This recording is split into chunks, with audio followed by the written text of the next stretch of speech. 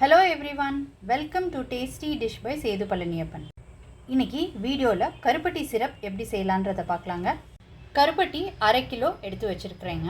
இப்போ ஃபர்ஸ்ட் கருப்பட்டியை உடைச்சு எடுத்துக்கலாங்க. உடைச்ச கருப்பட்டியை ஒரு சாஸ் பேன்ல சேர்த்துக்கலாங்க. கருப்பட்டியை கரைச்சி எடுத்துக்கிறதுக்கு 3/4 டம்ளர் தண்ணி சேர்த்துக்கிறேங்க.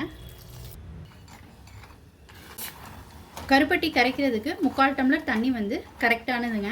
3/4 டம்ளர் சேர்த்திங்கன்னா தான் திக்கான சிரப்பாக கிடைக்கும். கருப்பட்டி நல்லா கரைஞ்சிருச்சு. இதை ஃபில்டர் பண்ணி எடுத்துக்கலாம்.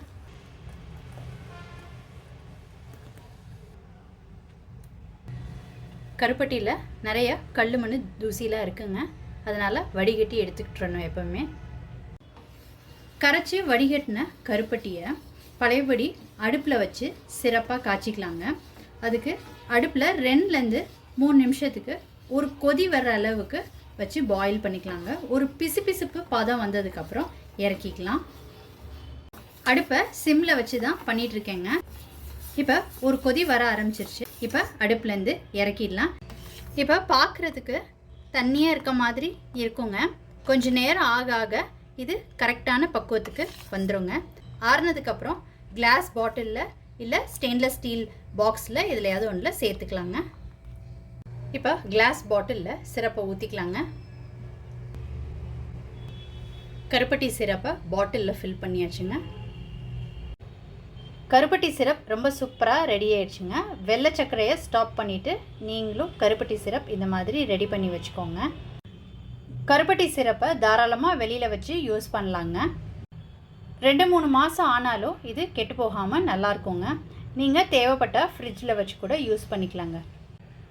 கருப்பட்டியை தினமும் சாப்பாட்டில் சேர்த்துக்கணுங்க. கருப்பட்டி சேர்த்துக்கிறதுனால உடம்புக்கு நிறைய நன்மைகள் இருக்குங்க. இது ரத்தத்தை சுத்தப்படுத்தும், இம்யூன் பவர் கொடுக்குங்க, கால்சியம் சத்து, அயர்ன் சத்தெல்லாம் இதில் இருக்குங்க. அடுத்த ரெசிபி கண்டென்ஸ் மில்க்கு வீட்டில் எப்படி செய்யலான்றதை பார்க்கலாங்க.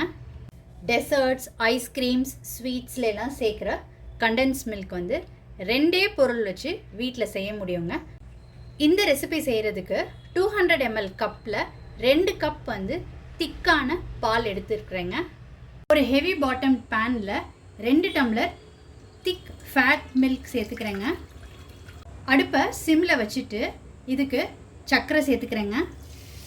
சர்க்கரை வந்து 1/2 கப்புக்கு கொஞ்சம் கூட சேர்த்துக்கோங்க. இதை நல்லா ஸ்டர் பண்ணிவிடுங்க சர்க்கரை கரையிறதுக்கு. சர்க்கரை கேரமலைஸ் ஆகிடாமல் நல்லா ஸ்டர் பண்ணி விடுங்க. சுகர் நல்லா மெல்ட் ஆகிடுச்சுங்க. இப்போ ஒரு 20 மினிட்ஸுக்கு மில்கை நல்லா கொதிக்க விடலாங்க. கலர் வந்து சேஞ்ச் ஆகி நல்லா திக்காக வரும். இன்பிட்வீன் கிளறி விட்டுக்கோங்க. சிம் டு மீடியம் மாற்றி மாற்றி வச்சுக்கோங்க. மீடியம் வைக்கும்போது இந்த மாதிரி பொங்கி வரும்போது குறைச்சிக்கோங்க சிம்முக்கு. கலர் சேஞ்ச் ஆகி கொஞ்சம் திக்காக வந்துருச்சுங்க. இப்போ இது கரெக்டான கன்சிஸ்டன்சி. இப்போ இறக்கி ஆற வச்சிடலாம். கடையில் கிடைக்கிற டெக்ஸ்சரில் கண்டென்ஸ் மில்க் வந்து வீட்டில் ரொம்ப அருமையாக ரெடி பண்ண முடியுங்க. இந்த மாதிரி கண்டென்ஸ் மில்க் ரெடி பண்ணி வச்சுக்கிட்டிங்கன்னா பாயாசம், மில்க் ஷேக்ஸ், ஐஸ்கிரீம்ஸ்லாம் செய்யும்போது யூஸ் பண்ணிக்கலாங்க. கடைகளில் அதிக விலை கொடுத்து வாங்குறதுக்கு பதிலாக கொஞ்சம் டைம் அண்ட் எஃபர்ட் போட்டோன்னா எந்த ப்ரிசர்வேட்டிவ்ஸும் இல்லாத கருப்பட்டி சிரப்பும் கண்டென்ஸ்ட் மில்க்கும் வீட்டில் ரெடி பண்ண முடியுங்க.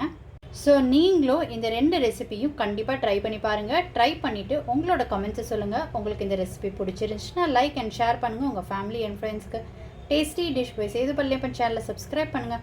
நோட்டிஃபிகேஷன் பெல்லை கிளிக் பண்ணுங்கள் for more videos. Thanks for வாட்சிங்.